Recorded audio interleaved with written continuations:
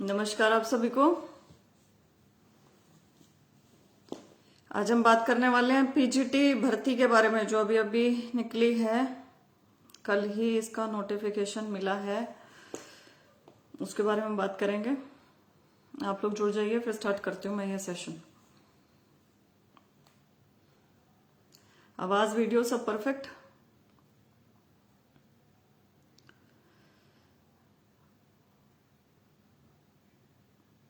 Royal Navit Yadav नमस्कार, राम राम भाई। अमरजीत नमस्ते। Shalu Soni hello. Mahendra Saharan good evening. Umar Hayat good evening. Sanjeev Mandhania public administration को मौका मिलना चाहिए, पहले हमेशा था। I am taking up this as well. Aziz Khan hello. Shalu Soni मैं ठीक हूँ बहन, आप कैसे हो? विनय कुमार वालिया नमस्कार। अनामिका सुमित अरोड़ा नमस्कार। रॉयल नवित यादव नमस्ते। ले लिए भाई आपकी। मेरे पास शायद ऐसा होता है कि आप लोग जब टाइप करते हैं ना, उससे थोड़ा सा अंतराल के बाद मेरे पास ये रिसीव होने लगते हैं। मुझे थोड़ा लेट मिलता होगा मोस्ट प्रॉब्ली। विनोद कुमार नमस्कार। शालू सोनी मैडम जी, सिलेबस के बारे में बात करना। We have no more sufficient time, I know this and I am going to talk about this. Sukender Dangi ji, Vikas Shoran Ram Ram. Manjesh Boora नमस्ते भाई। Ajay Kumar good evening. Mayank Saini syllabus and pattern. I am going to talk about all the issues which I think I have covered all the issues जो भी मैंने लिखा है, जिन्हें मैं बोलने वाली हूँ। अगर कुछ भी रह जाएगा ना, तो वो आप मेरे को ईमेल कर देना जो आपको लगता है। सतीश चोचरा टीजीटी पोर्टल कब ओपन होगा मैम? ये ना बहुत बड़ा इशू बनता जा रहा है, क्योंकि टीजीटी की वैकेंसी इनको ठीक करके जल्द डालनी चाहिए थी, और ये मैं उस समय भी बात करके आई थी, और अब मैं दोबारा इसे उठाने लगी हूँ। लेट्स सी ये कब तक डालते हैं, वरना ऐसा लग रहा है कि जानबूझ के वैकेंसी में कमियां छोड़ रहे हैं, कुछ कुछ कर रहे हैं, और बाद में वापस ले लेते हैं, और बाद में देने की मंशा ही नहीं होती है। बहरहाल 2024 में इलेक्शन है, तो वैकेंसी तो सारी निकलेंगी, देर से बेर सब निकलनी है ये, क्योंकि इलेक्शन एक ऐसा पर्व है कि बेरोजगारी देख के यहाँ पे भर्तियां नहीं निकलती हैं। खास करके हमारे प्रदेश में इलेक्शन देख के जरूर निकलती हैं। हमारे यहाँ रेगुलर भर्तियां होती कब हैं? देखो, जब भी बाई इलेक्शन हुआ है या इलेक्शंस हुए हैं प्रॉपर, लोकसभा या हमारी विधानसभा के, तभी हमारी बम्पर वैकेंसीज आई हैं। तो टीजीटी भी निकालेंगे, देखते हैं कितना समय लेंगे। बाकी मैं बोलती रहूंगी इस बारे में, पर्सनल तौर पे मैं बात कर रही हूँ। सुमित कुमार नमस्कार। राकेश जाखड़ नमस्कार।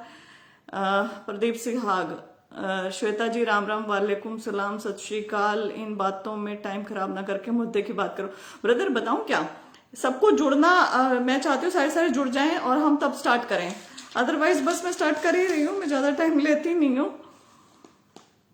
Madam KMC lateral entry regular वाले eligible in PGT computer science as BTech lateral entry is eligible. You have to ask this from commission only. They have provided their number, contacts, and you kindly approach them. Ravinder Ranolia नमस्कार। दिनेश यादव नमस्कार। Ankesh Sharma ma'am, election तक stretch करनी है।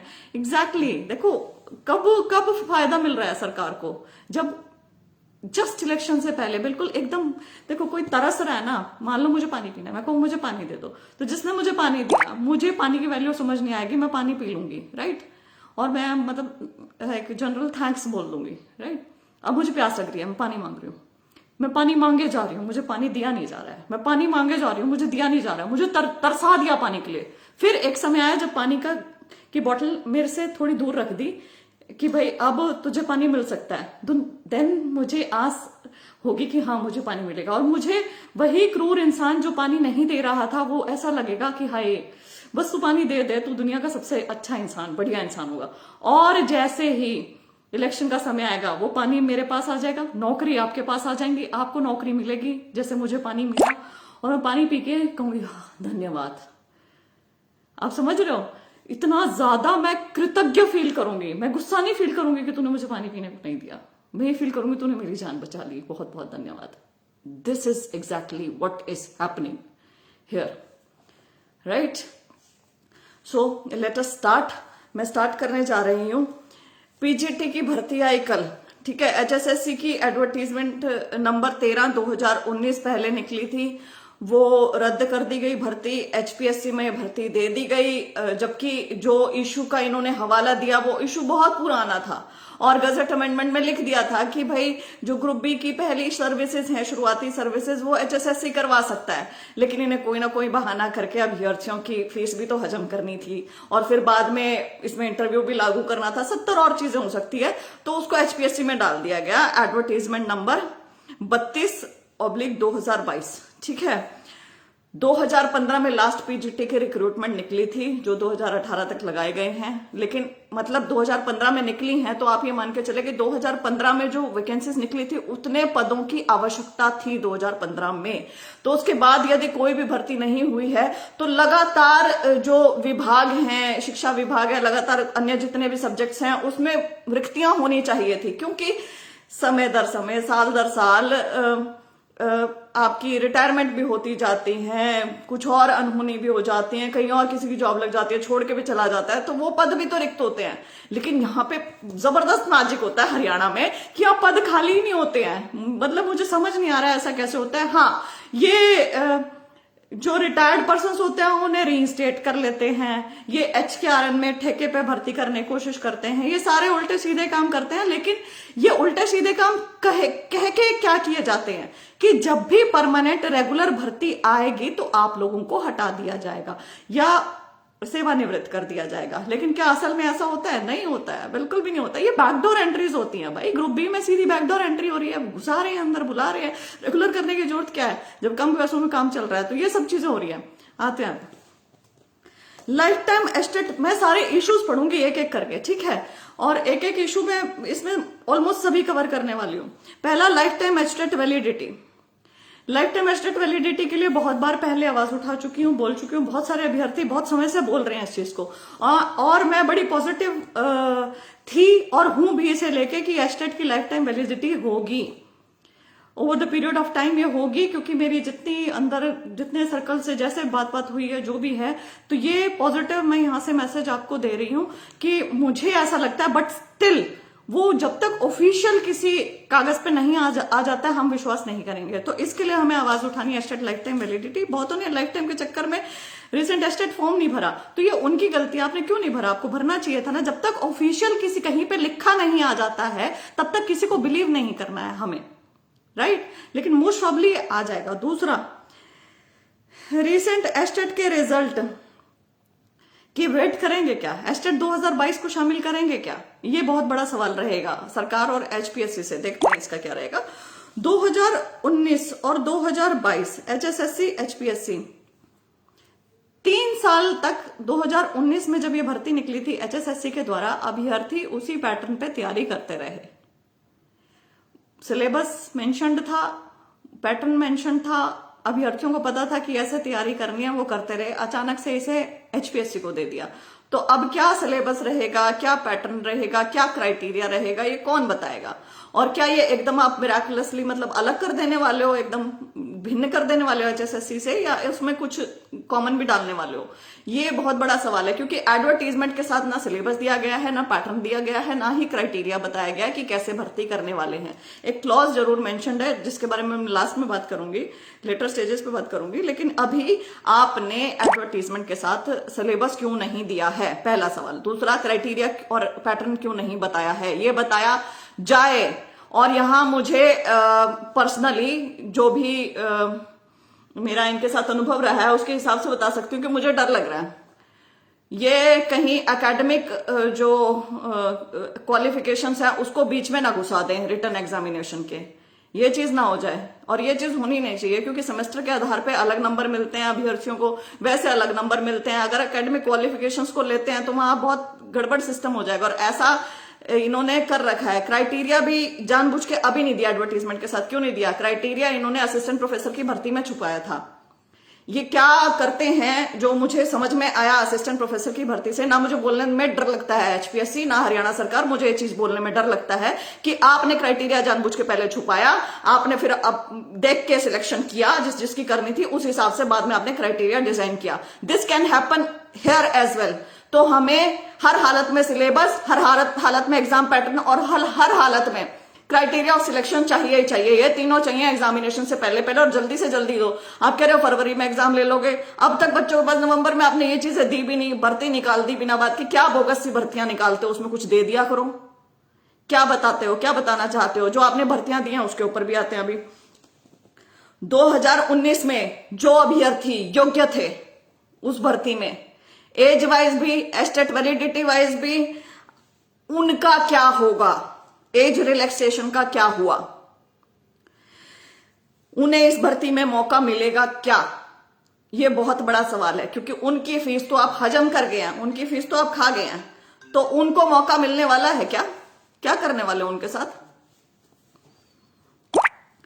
अब भी 1000 रुपए का form रखा गया है। बेरोजगारों से कमाई करने में मतलब हमारी सरकार नंबर 1 पे है। हमारी सरकार नौकरी देने में हो ना हो, बेरोजगारों से पैसे कैसे कमाने हैं, कैसे भर्ती निकाल के कैसे भर्ती रद्द करनी है और कैसे उनके पैसे खा जाने हैं, उसमें जरूर ये नंबर 1 पे है।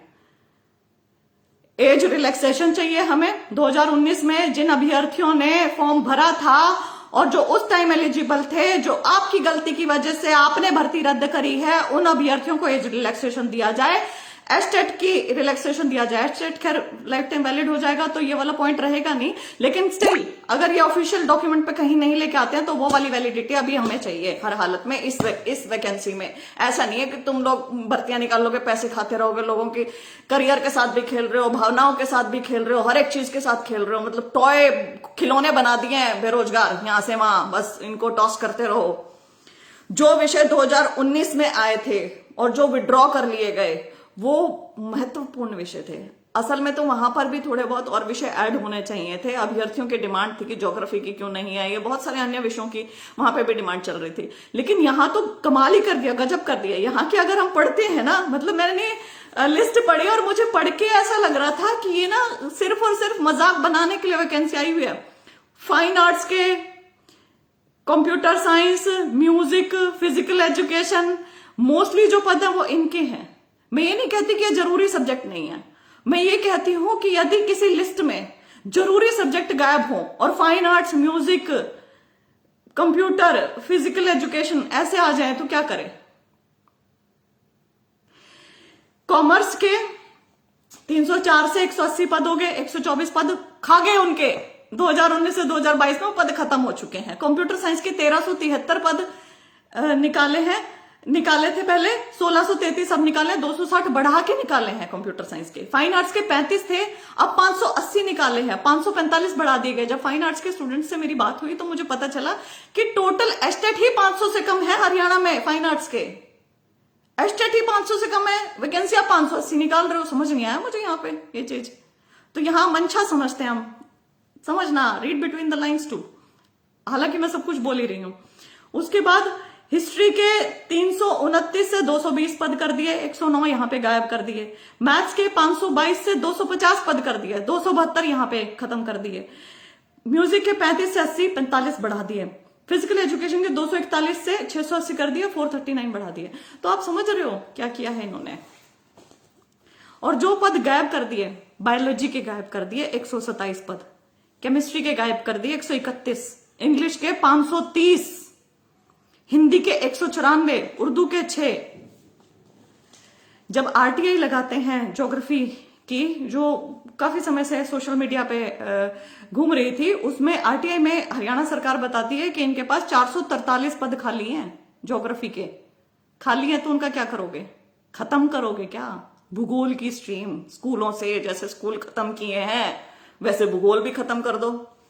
इकोनॉमिक्स का कोई पद नहीं है, संस्कृत का कोई पद नहीं है, पंजाबी का कोई पद नहीं है। पंजाबी के ऊपर मुझे हैरानी होती है, कारण उसका यह कि खुद सीएम साहब ने सिरसा में, जब गुरु नानक देव जयंती थी ना, 550वां जन्मदिन था 2019 में, तब सीएम साहब ने कहा था कि पंजाबी की भर्तियां निकलेंगी, बंपर भर्तियां निकलेंगी। कहां गई?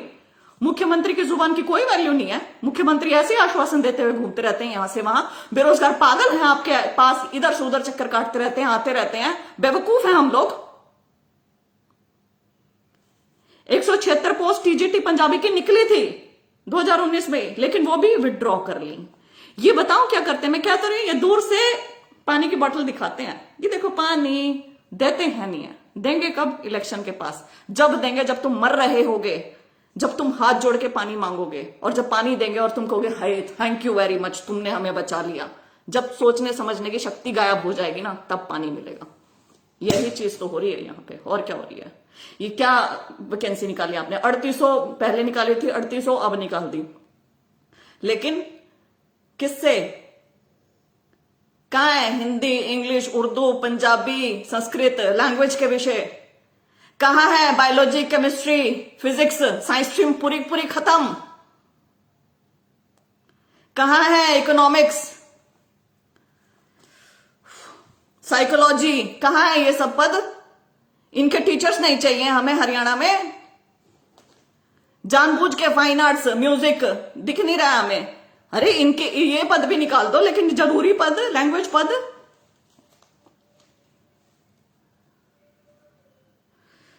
सब भर्ती। मतलब हरियाणा कौशल रोजगार निगम, अरे हरियाणा कौशल रोजगार निगम क्यों लेके आए हो? इसलिए लेके आए ना कि परमानेंट भर्ती जब आएगी तो परमानेंट में इनको डाल देंगे।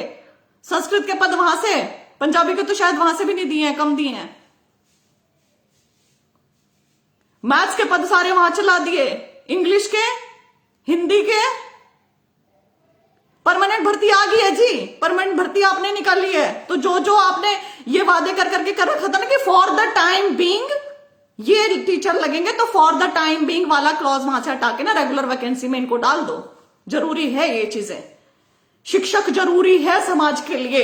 जिसको सबसे ज्यादा इग्नोर किया जा रहा है वो जरूरी है। हमें स्कूल चाहिए, हमें शिक्षक चाहिए, हमें ये चीजें चाहिए। हमारे टैक्स का पैसा बीजेपी के कार्यालय बनाने में ना लगे, हमारे टैक्स का पैसा यहां वहां फालतू वेस्ट ना हो, हमारे टैक्स का पैसा स्कूल बनाने में लगे, बंद करने में नहीं। हमारे टैक्स का पैसा शिक्षक भर्तियों में लगे, शिक्षकों को लगाने में लगे।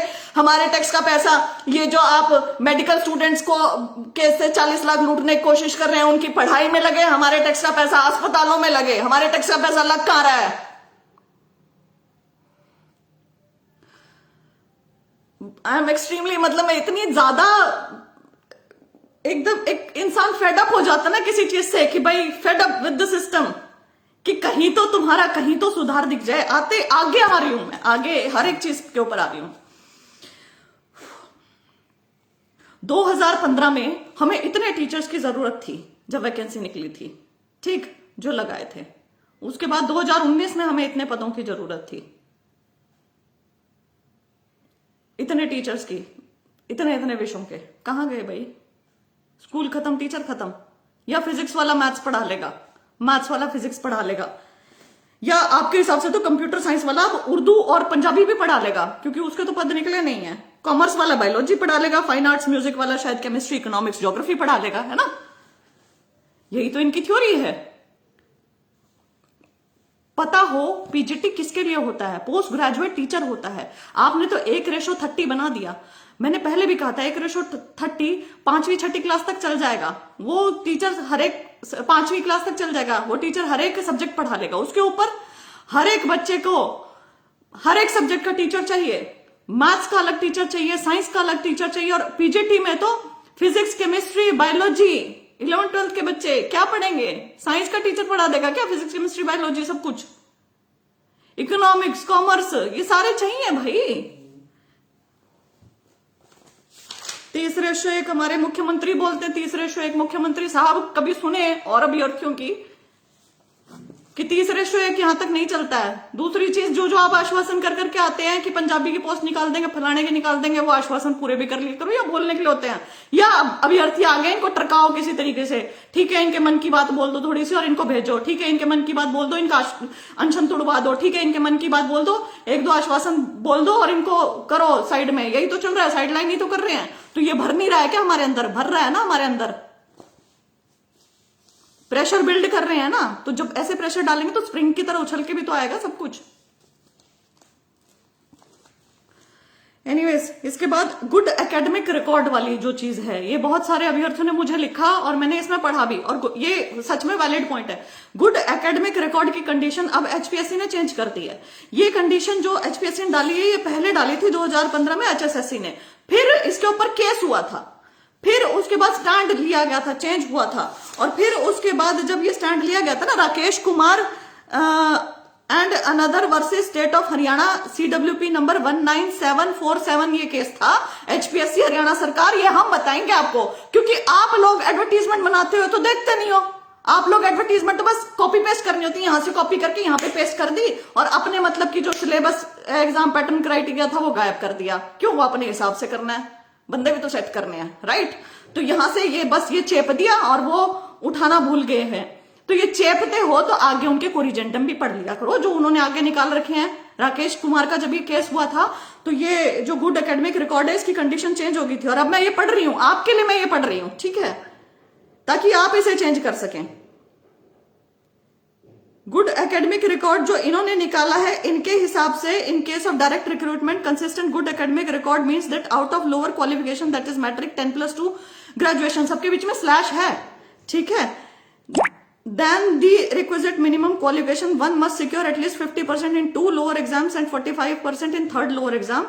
If there is only 2 lower exams then one must secure at least 50% in 1 exam and 45% in another. इन्होंने ये कहा है कि 10वीं 12वीं और ग्रेजुएशन में तीनों में से 2 में 50% होने चाहिए और 1 में 45 होने चाहिए। यदि 2 ही हैं लोअर एग्जाम तो 1 में 50 हो 1 में 45 हो। अभ्यर्थी यहाँ भी कंफ्यूज हो रहे हैं, कह रहे हैं जी 10th में 45 मांग रखी है, ऐसा नहीं है, वहां पे स्लैश है। उन्होंने 3rd लोअर का मतलब ये मत सोचो कि 10th बोल रहे हैं वो, इसमें यह है कि तीनों लोअर में से, क्योंकि तीनों के बीच में स्लैश है, किसी भी 1 में 45 चलेगी, 2 में 50 चलेगी। तो HPSC ये एक्चुअली में चेंज हो गया था और ये जो अब आया था नया है वो मैं पढ़ के आपको बता रही हूं। Good academic record candidates having 50% marks after taking average of any 3 exam from 10th 12th graduation PG as the case may be, however the candidate must have at least 50% marks in post graduation except PGT computer science जिसमें 55 चाहिए। तो HPSC ये change हो गया था, इसमें अब कहा गया था कि 10वीं 12वीं ग्रेजुएशन में तीनों में एवरेज 50% होने चाहिए। ऐसा नहीं है कि 45 किसी में 50 किसी में। तो ये ना देख लेना, ऐसी जानबूझ के मत निकाला करो अपनी ये भर्ती, अपनी ये जो रिक्रूटमेंट्स हैं कि जिनके ऊपर लिटिगेशन फाइल होती फिर। और लिटिगेशन का सिर्फ अकेला ये नहीं है क्राइटेरिया फाइल होने का, बहुत सारी और भी चीजें उसके ऊपर भी आती हूँ। अच्छा जी, इसके बाद हमने ये कर लिया है ना गुड एकेडमिक रिकॉर्ड। यस, अब इसमें कुछ सब्जेक्ट्स की जो भर्तियां निकली हैं उसके बारे में बात करना चाहूंगी। जैसे PGT कंप्यूटर साइंस है भाई, PGT कंप्यूटर साइंस में MSc computer science regular 2 year course eligible कर रखा है, MCA regular 3 year course eligible कर रखा है, ठीक है, BE BTech computer science computer engineering IT regular course सब एलिजिबल कर रखे हैं। लेकिन इंटीग्रेटेड 5 ईयर डिग्री को एलिजिबल क्यों नहीं किया है HPSC? जिसने BCA किया है 3 साल, MCA किया है 2 साल, उसको एलिजिबल आपने नहीं किया है। जो 5 साल से कर रहा है, कंप्यूटर पढ़ रहा है, वो एलिजिबल नहीं है। लेकिन जो BA करके MA कर रहा है, MCA कर रहा है, वो एलिजिबल है। जिसने 3 साल कंप्यूटर पढ़ा है वो एलिजिबल है, जिसने 5 साल कंप्यूटर पढ़ा है वो एलिजिबल नहीं है। तो एक तो ये चेंज कर लें, क्योंकि ये लिटिगेशन का एक बहुत बड़ा तरीका रहेगा। और आपको एक और चीज बता देती हूँ, आप श्वेता को बोलते हो ना कि श्वेता भर्तियां अटका रही है, कुछ बोल रही है, ये बहुत बेहद गलत है। मैं आप लोगों की आवाज उठा रही हूं और यहां पे मैं आप लोगों के लिए ही बोलना चाहती हूं कि क्या ये गलत नहीं है कि MCA वाले को एलिजिबल कर दिया लेकिन BCA प्लस MCA वाले को नहीं किया है। MCA वाले 3 ईयर को एलिजिबल किया है, लेकिन BCA जिसने 3 ईयर किया और MCA 2 ईयर किया वो एलिजिबल नहीं है। ये गलत है ना। अब अगर एक अभ्यर्थी भी कोर्ट में खड़ा हो जाता है ये चीज लेकर कि आप मुझे एलिजिबल करें, तो क्योंकि वो एक PGT कंप्यूटर साइंस पूरी PGT की भर्ती में आ रही है, इस एडवर्टीजमेंट के अंदर है ये 32/2022 के अंदर, तो पूरी भर्ती के ऊपर स्टे लगेगा कि नहीं लगेगा? तो मैं तो इनकी मुफ्त की ऑनरेरी मैं इनको चीजें बता रही हूं, मैं एम्प्लॉय थोड़ी हूं मैं इनकी, लेकिन मैं इनको चीजें बता रही हूं ताकि करेक्ट करके डाल दें, क्योंकि इनके खुद के कर्मचारी अधिकारी तो शायद देख नहीं रहे हैं एडवर्टीजमेंट ध्यान से। इसके अलावा आपका PGT political science, PGT political science के अंदर पब्लिक एडमिनिस्ट्रेशन को क्यों नहीं आप ले रहे हैं? पब्लिक एडमिनिस्ट्रेशन की फिर कब पोस्ट निकलेंगे? क्योंकि पब्लिक एडमिनिस्ट्रेशन को तो कोई भी कंसीडर नहीं कर रहा है कहीं पे भी। वेयर विल दे गो? तो उनको उनके बारे में भी तो सोचना चाहिए ना। अच्छा, अब इनका पढ़ती हूं मैं नोट 2। मैंने इसकी फोटो ली थी अपने स्क्रीनशॉट ले रखा है अपने फोन में, दूसरे फोन में, तो मैं ये पढ़ना चाहती हूँ। ये मेरे को ना थोड़ा लगा है गड़बड़। नोट 2 में एक तो सेकंड इन्होंने लिखा है, no inquiry asking for advice as to eligibility will be entertained. We are not asking for your advice. We are rather suggesting you that you have done a so many blunders mistakes in your advertisement. Kindly correct them. Otherwise, your vacancy will go into the court of law, HPSC. Okay? हम आपसे advice नहीं मांग रहे हैं, हम आपको advice दे रहे हैं कि आपने जो जो गलतियां कर रखी हैं इन्हें समय रहते ठीक कर ले, अदरवाइज आपकी जो भर्ती है वो कोर्ट में जा रही है। अभ्यर्थी इसमें कोई ना कोई कर देगा, और मैं हाथ जोड़ के बोलती हूँ कि मैं बिल्कुल नहीं चाहती हूं कि इसके ऊपर कोई भी अड़चन आए। मैं चाहती हूं भर्ती पूरी हो, लेकिन इसको समय रहते ठीक भी कर दें, क्योंकि अगर एक भी बच्चा चला जाता है तो भर्ती अटक जाती है। फिर नाम लेते हो तुम श्वेता ने कर दिया। श्वेता कुछ नहीं करती है, श्वेता बस तुम्हारी आवाज उठा रही है। इसके अलावा इन्होंने 4th में डाला है, 6th में डाला है, सॉरी, जो डाला है उसमें मुझे समझ नहीं आ रहा है। Will you be conducting any recruitment test because you have given so much importance to the academic qualification thing. ये यहाँ पे लिखते हैं, in the event of number of applications being large, commission will adopt short listing criteria to restrict the number of candidates to be called for interview to a reasonable number by any or more of the following methods.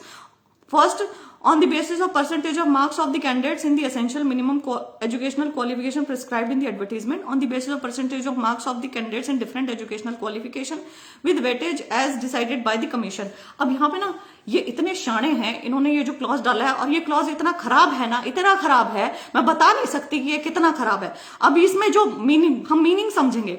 पहला इन्होंने कहा है कि percent, मान लीजिए कि भाई अगर ज्यादा आ जाती है नंबर ऑफ एप्लीकेशंस तो हम रिक्रूटमेंट टेस्ट कंडक्ट करवा लेंगे, ठीक है, और the candidate should therefore mention all his, हाँ, तो अगर थोड़ा कम आता है तो on the basis of percentage of marks, और थोड़ा कम कैसे, कि मान लीजिए फाइन आर्ट्स में कम आ गई वैकेंसी तो फाइन आर्ट्स का क्या पता रिक्रूटमेंट टेस्ट ना करवाएं, कंप्यूटर में कम आ गई वैकेंसी तो क्या पता कंप्यूटर का रिक्रूटमेंट टेस्ट ना करवाएं, तो उसमें जितनी वैकेंसी होंगी उसको कैसे डिसाइड किया जाएगा, ये वाली चीज वो मेंशन्ड है यहाँ पे। इसमें कहा है कि percentage of marks of candidates, तुम्हारी एसेंशियल और मिनिमम क्वालिफिकेशन में तुम्हारे परसेंटेज ऑफ मार्क्स कितने हैं उस हिसाब से, percentage of marks in different educational qualification with weightage as decided by commission. अब ये मुझे समझ नहीं आया कि रेलेवेंट एजुकेशनल क्वालिफिकेशन कुछ हद तक ठीक है कि भाई मैं म्यूजिक की हूं और मैंने म्यूजिक पढ़ रखा है और मेरे म्यूजिक में 80% नंबर है और आपने मुझे कंसीडर कर लिया 70% के ऊपर वाले के, वो तो मैं समझ गई। डिफरेंट एजुकेशनल क्वालिफिकेशन का क्या मतलब, और डिफरेंट एजुकेशनल क्वालिफिकेशन को यहीं क्यों नहीं मेंशन कर रहे हो आप कि कौन सी डिफरेंट एजुकेशनल क्वालिफिकेशन, और with weightage as decided by commission, with weightage as decided by commission मतलब अगर म्यूजिक वाले को मान लीजिए कल को ये कुछ चेंज कर देते हैं, कहते हैं म्यूजिक में 80% तो ठीक है, अरे तुमने साथ में लॉ पढ़ रखी है, तुम्हें तो भाई मैं 20 नंबर दूंगा, अरे तुमने कॉमर्स पढ़ रखी है, तुमने आर्ट्स पढ़ी हुई है, चलो तुम्हें 2 number, with weightage as decided by commission. इसका ये अर्थ है, ये किसी को भी ठीक है ये कर सकते हैं इस लाइन के हिसाब से, बहुत बड़े मैनिपुलेटर्स हैं। तीसरा, on the basis of desirable qualifications और एनी वन और all of the desirable qualifications if more than one desirable qualification is prescribed on the basis of higher educational qualifications than the minimum essential prescribed in the advertisement, on the basis of higher experience in the relevant field that the minimum prescribed in the advertisement by counting experience before or after the acquisition of minimum essential qualifications by holding a recruitment test। तो ये चीज है इसके अंदर। लेकिन यहाँ पे ना देखो डर मैं क्या बोलती हूँ, इन्होंने क्या किया था, असिस्टेंट प्रोफेसर की भर्ती में इन्होंने कोई क्राइटेरिया ऑफ सिलेक्शन नहीं बताया था। अभ्यर्थी बैठे जाकर, फिर उन्हें पता चला कि वो जिस रिक्रूटमेंट टेस्ट में बैठे हैं वो 100 अंकों का जरूर है लेकिन उसमें उसका 50% ही लिया जाएगा, मतलब 100 अंकों को 50 कर दिया गया और 50 प्लस 37.5 एकेडमिक क्वालिफिकेशन का डाल दिया, 12.5 का डाल दिया इंटरव्यू। अब आप समझो 50 नंबर तो आपने अपने लिखित में ले लिए, वहां पे तो किसी का जोर नहीं है, आपने लिखित में जो लिखा होगा, जो मार्क करे हैं वो आपके नंबर है, आपको पता है, लेकिन बाकी के 50 नंबर किसके पास गए, कमीशन के पास। बाकी के 50 नंबर 37.5 पर जो अंक दिए हैं ना, उसका क्राइटेरिया मैं पूछ पूछ के पागल हो गई। हर अभ्यर्थी पूछ पूछ के आरटीआई लगा लगा के कि 37.5 नंबर तुम किसको दे रहे हो बताओ, लेकिन इन्होंने बताया नहीं। इन्होंने इस चीज को सीक्रेट रखा। इन्होंने इस चीज को जब ज्वाइनिंग हो गई थी असिस्टेंट प्रोफेसर वाली, उसके 1 साल बाद तक सीक्रेट रखा। आरटीआई पे आरटीआई फाइल हो रही है, इनके ऊपर केसेस दर्ज हो गए, तो एक केस में जाके इन्होंने किसी तरीके से वो 37.5 का बताया, और जब जाके बताया तब दिमाग खराब हो गया कि इन्होंने क्या करा है। और उससे ज्यादा पता है दिमाग कब खराब हुआ, जब विभिन्न विषयों के विभिन्न 37.5 अंक मिले। जब ये पता चला कि अच्छा केमिस्ट्री में ये है 37.5 अंक, लेकिन जूलॉजी में तो ये है, अरे नहीं फिजिकल एजुकेशन में तो वो है। 37.5 अंक अपने हिसाब से इन्होंने दिए थे अलग अलग सब्जेक्ट में, अलग अलग तरीके से। तो इसका क्या अर्थ हुआ? कोई भी समझदार व्यक्ति है वो 2 सेकंड में समझ जाएगा कि पहले सिलेक्शन हुआ, सिलेक्शन जिस आधार पे हुआ, जिसका सिलेक्शन किया गया उस आधार पे फिर इन्होंने 37.5 अंक डिसाइड करे कि कैसे कैसे देंगे, तब वो आए हैं। और ऐसा ही ये पीजीटी में कर सकते हैं, no doubt about it. I have no faith in HPSC, Haryana public service commission, क्योंकि ये जो बॉडी है ना, ये अब एचसीएस का भी तो एग्जामिनेशन लिया है, वही भर्ती वही बच्चे बताया जा रहा है जो अनिल नागर ने जिनके रोल नंबर रखे हुए थे उनकी जेब से निकले थे, जो मार्क कर रहे थे, उन अभ्यर्थियों को दोबारा एचसीएस में बैठने के लिए दिया गया है। क्या ट्रस्ट करके चलेंगे इनके ऊपर? तो एचपीएससी ये ना जो आप लोगों ने गलतियां कर रखी हैं वो ठीक करो। और बाकी हरियाणा सरकार, मंशा तो आपकी पता चली गई है, ये जो सारी की सारी जो रिक्रूटमेंट निकाली है कि 1500 आपने वैकेंसी निकाल दी, सॉरी 1633 कंप्यूटर साइंस, मतलब आधी वैकेंसी आपने कंप्यूटर साइंस से भर दी, फिर fine arts, music, physical education. तो उससे देख के ही पता चलता है कि आप शिक्षा के प्रति गंभीर ही नहीं है। कोई लैंग्वेज की भर्ती नहीं, कोई कुछ नहीं, कोई मेन सब्जेक्ट नहीं। तो ये क्या समझ में आ रहा है? थोड़े से भी यदि पढ़े लिखे हो ना हरियाणा के, तो ना समझो, इस चीज को डालो अपने दिमाग में कि ये क्या करना चाह रहे हैं हमारे साथ, हमारे बच्चों के साथ। और जिन अभ्यर्थियों ने योग्यता हासिल की हुई है, एस्टेट किया हुआ है, शिक्षक हैं जो भर्ती हुई बाट देख रहे हैं, उनके साथ। कहने को 3800 वैकेंसी निकली है, लेकिन निकली क्या है?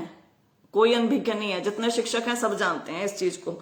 और जो अभ्यर्थी एचपीएससी गए थे उन्हें वर्बली कहा गया कि इसमें 50% वाली कंडीशन भी ये डालने वाले हैं। अब ये ऑफ दी, मतलब मैं क्या बोलूं, मैं इस चीज को ये बोलूंगी कि हालांकि ये ऑफिशियल नोटिफिकेशन में आया नहीं है, एडवर्टीजमेंट में आया नहीं है, लेकिन मैं इसे बोलना चाहती हूं, ठीक है? और मैं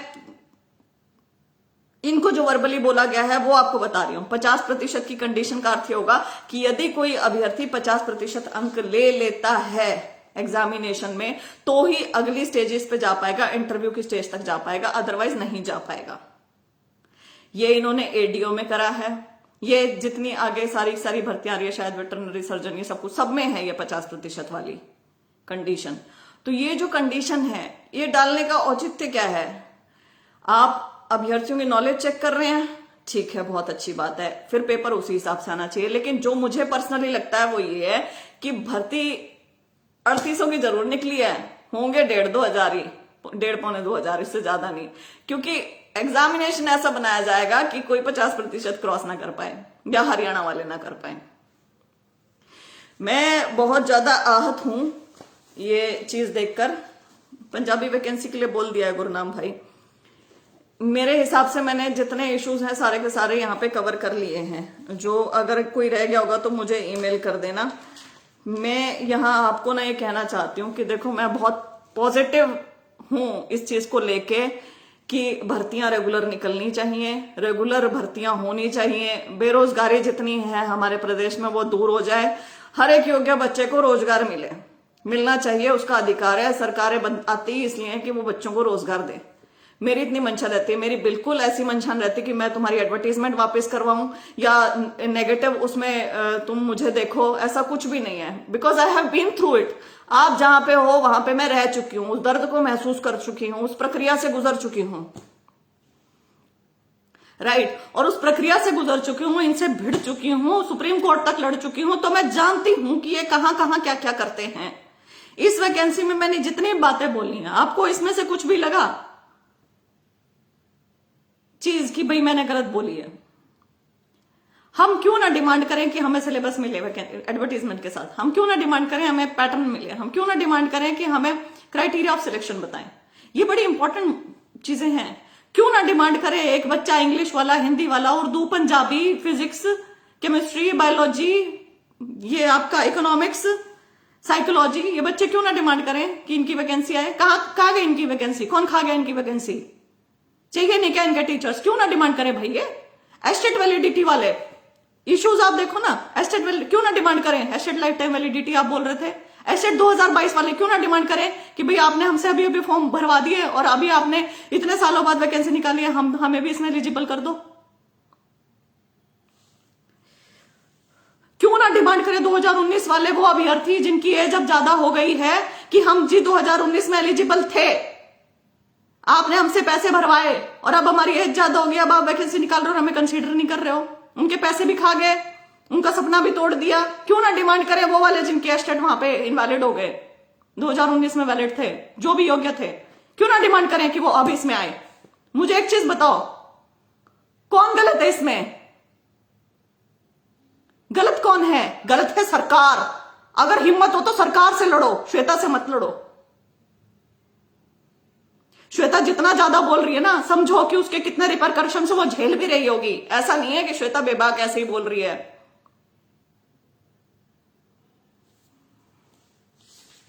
HKRN में सब डाले जा रहे हैं, क्यों ना विरोध करें कि आप टेम्पररी बेसिस पे इतना ज्यादा जोर क्यों दे रहे हो, रेगुलर क्यों नहीं लेके आ रहे हो? बताओ ना मेरे को, क्या इसमें गलत बोल रही हूं मैं? गुड एकेडमिक रिकॉर्ड कोई खुद से गलत डाल देते, फिर कहते एडवाइस हमसे मांगने मत आना। तो क्या करेंगे अब, तुम्हारे ऊपर केस कर दे जाके? क्यों ना कहें कि इसको ठीक करो। MCA वाला जैसे मैंने केस बताया, क्यों ना इंटीग्रेटेड 5 साल वाले एलिजिबल हैं, क्यों ना वो लोग जाएं, खड़े हों। उन्होंने भी तो पढ़ाई कर रखी है भाई, क्या उन्होंने कर रखी है जिनका यहां पे लिखा हुआ है? अधिकार सबका है। हमारे प्रदेश के साथ दिक्कत पता क्या हो रही है कि हमें अपना दुख लगता है, दूसरे का दुख लगता ही नहीं है। हम अपने लिए खड़े हो सकते हैं, बस मेरा मुद्दा, दूसरे का मुद्दा ही नहीं है। जिस दिन एक दूसरे का दुख पकड़ के एक साथ ऐसे हाथ पकड़ के खड़े होने लग जाओगे ना, उस दिन देखना है सरकारें कैसे कांपेगी। सारी चीजें ठीक होके आएंगी। ये टीजीटी की वैकेंसी की जितने लोग बात करते हैं, टीजीटी वाले कितने लोग हैं सड़क के ऊपर, कितनी बार जा जाके अकेली मैं ही लड़ती रहूं। तुम्हें नहीं पता टीजीटी की वैकेंसी में क्या हो रहा था? जेबीटी वाले एलिजिबल कर रखे थे, टीजीटी वालों से एक्सपीरियंसेस मांग रखे थे, कितनी सारी चीजें उसके अंदर गलत थी। अगर वो वैकेंसी आ जाती, वैकेंसी लाई किस लिए गई थी? लटकाने के लिए तो लाई गई थी। क्या हुआ उस वैकेंसी का? मैंने ये थोड़े कहा था कि भाई वैकेंसी वापस ही मत लेके आओ, मैंने ये कहा था जी ठीक करके दे दो इसे जल्द से जल्द। अब ये अगर नहीं दे रहे हैं तो उसमें मेरी गलती नहीं है भाई, मैं उसके लिए भी बार बार आवाज उठाती रहूंगी। लेकिन आपको समझना पड़ेगा कि हम सबके मुद्दे हैं, हम सबके। मैं टीचर के लिए भर्ती नहीं दे रही हूं, मैं ग्रुप डी के लिए नहीं दे रही, सी के लिए नहीं दे रही, बी के लिए नहीं दे रही, ए के लिए, मैंने छोड़ दिया है सब कुछ। लेकिन मैं आवाज उठा रही हूं क्योंकि मैं इनसे इतनी ज्यादा लड़ चुकी हूं कि मेरी पर्सनल लाइफ मैंने खत्म कर ली।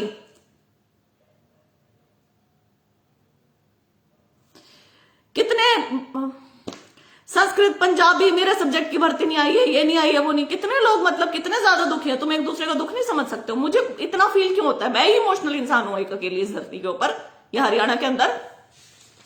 खड़े हो ना एक दूसरे के लिए, ये सब हमारे साथ कर रहे हैं, हमें क्यों नहीं गुस्सा आ रहा है? They want to close this government schools. Deepak Chaudhary, you're absolutely right. They have already closed 4803 schools. And they are moving ahead with their plan because we are not reacting. Because we have developed this habit of accepting everything. Because we have developed this habit of कि जो भी हमें हमारी plate में परोसा जाएगा, चाहे वो कुछ भी हो, हम उसे खा लेंगे। हम उसे नाक बंद करके, आंख बंद करके, हम गला पकड़ के उसे खा लेंगे, निगल लेंगे। हम ऐसे हो गए हैं। क्योंकि खैर, जितने भी इश्यूज हैं, जितने भी ये वाले इश्यूज हैं, मैं आप लोगों से प्रार्थना करती हूं हाथ जोड़कर कि आप सब लोग ये सब लिखित में HPSC को देकर आएंगे और जिस कागज पर देकर आएंगे उसकी एक फोटोस्टेट साथ में लेंगे और रिसीविंग लेके आएंगे। ये बेहद जरूरी है। क्यों? क्योंकि सब लोग ये कहते हैं, हालांकि मैं लड़ रही हूं, कहते हैं श्वेता को ही प्रॉब्लम हो रही है और किसी को नहीं हो रही। जब तक एग्रीव्ड बच्चा घर से नहीं निकलेगा ना, और एग्रीव्ड बच्चा ये ना सोचे कि मैं क्यों जाऊं, मेरी जगह पे कोई और चला जाएगा, ऐसा मत करो। जाओ, पंजाबी वाले बच्चे इकट्ठे होके जाओ एजुकेशन डिपार्टमेंट, क्योंकि आपकी वैकेंसी वहां से नहीं आई है ना, आप वहां से देखो। ज्योग्राफी वाले वहां से देखो, जहां आपका समाधान हो सकता है वहां जाओ। जहां जैसे कंप्यूटर वाले वो HSSC जाओ, एजुकेशन डिपार्टमेंट जाओ, लिखित में ये चीज देकर आओ कि यहां गलती है, इसे ठीक करो। ये करवानी है। जहां तक सिलेबस, एग्जाम पैटर्न और क्राइटेरिया की बात है, ये हर कोई अभ्यर्थी जो भी जा रहा है वो अपनी एप्लीकेशन में लिख के देगा।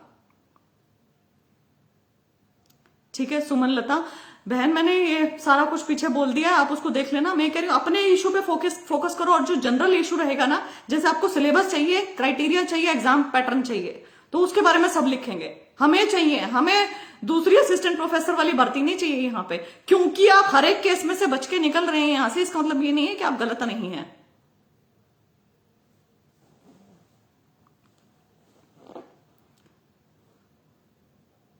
Anyways, all the very best. अपनी शायद ऐसी जनरेशन में हम लोग फंस गए हैं, हम ऐसे समय में आके फंस गए हैं जहां संघर्ष ज्यादा लिखा हुआ है। ठीक है, और संघर्ष लिखा है तो संघर्ष करेंगे और ग्रेसफुली करेंगे। विजय सिंह, मुझे पता है ज्योग्राफी की नहीं आई है, इसी बारे इस संदर्भ मैंने बोला भी, और 443 आपकी RTI घूम रही है ना, तो जाओ ना एजुकेशन डिपार्टमेंट, पूछो कि क्यों नहीं दी है। ठीक है, all the very best. I will always be with you. Do not think that मैं नहीं हूं। मेरा शिक्षा के प्रति, शिक्षकों के प्रति, स्कूलों के प्रति बहुत ज्यादा झुकाव है। क्योंकि मैं जानती हूं कि यहीं से ही नींव डलेगी अच्छे समाज की। और यहां हमारे प्रदेश में क्या हो रहा है, नींव ही हिलाई जा रही है, हमारी तो नींव ही उखाड़ी जा रही है, और हमें गुस्सा नहीं आ रहा है। इस चीज पे मुझे गुस्सा आ रहा है, अदरवाइज मैं शांत इंसान हूं, ऐसा कुछ नहीं है। All the very best all my brothers and sisters. कोई भी दिक्कत हो, shwetasinghdool@gmail.com, वहां पे लिख देना, मैं देख लूंगी उसे। शुभ रात्रि।